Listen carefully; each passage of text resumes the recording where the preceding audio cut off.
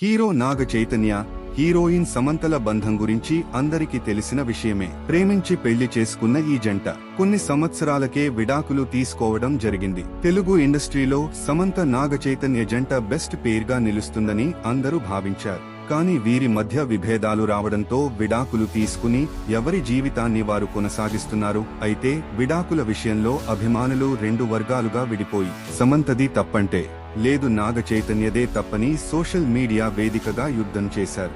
విడాకులపై నాగ చైతన్య ఎప్పుడూ మాట్లాడింది లేదు. కానీ సమంత మాత్రం తన సినిమాల విడుదల సమయంలో పరోక్షంగా విడాకులపై స్పందిస్తూ వస్తున్నారు. అయితే వారిద్దరు తిరిగి కలిస్తే చాలా బాగుంటుందని అభిమానులు కోరుకుంటున్నారు. అయితే సమంతతో విడాకులు తీసుకున్న తరువాత తెలుగు హీరోయిన్ శోభిత ధూళిపాడతో రిలేషన్లో ఉన్నాడనే పుకార్లు షికార్లు చేశాయి.